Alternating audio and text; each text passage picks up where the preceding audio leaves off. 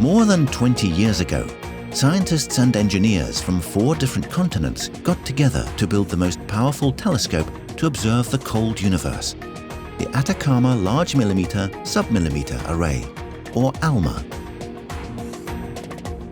They pushed the boundaries of technology, and since ALMA started operating over a decade ago, they pushed the boundaries of science too, giving us extraordinary insights into our very own cosmic origins. Now, they are doing it again.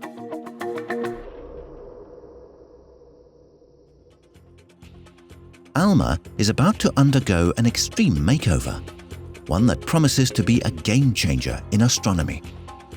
ALMA is the largest and most powerful telescope operating at submillimeter and millimeter wavelengths. It has revolutionized our view of how galaxies, stars, and planets form and evolve. And it has allowed an unprecedented look at black holes near and far.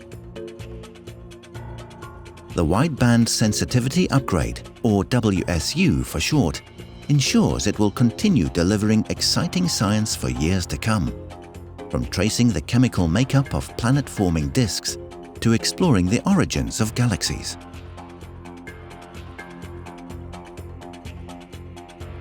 At the same time, this extreme makeover will keep ALMA at the technological cutting edge.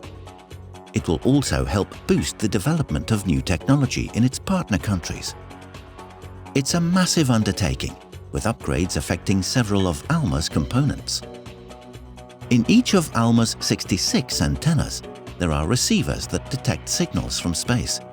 All the receivers will either be updated or replaced by more sophisticated versions. The converters that transform those signals from analog to digital will also be upgraded, as well as the optical fiber cables that carry the data from the antennas to the massive correlator at the heart of the array and further afield.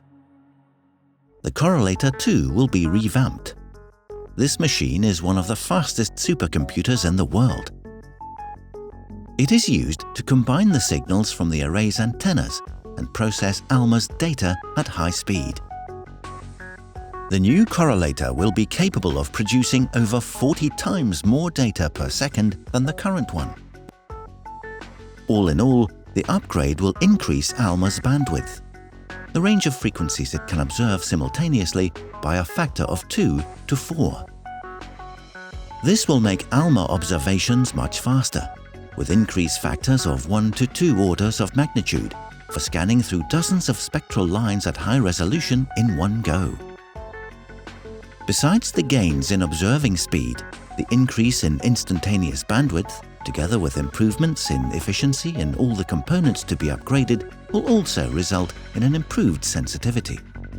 This will allow astronomers to detect fainter signals from space, and hence probe dimmer and more distant objects. In other words, we'll get a much more comprehensive and detailed view of the universe faster.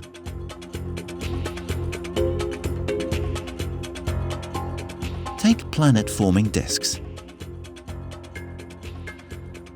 Each new spectral line we can detect gives us insight into a different property of the disk.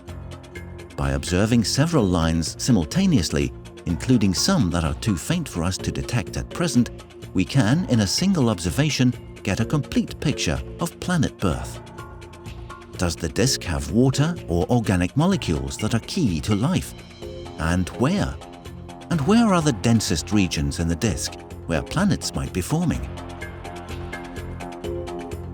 It will also be able to survey very distant galaxies at least 3 times faster.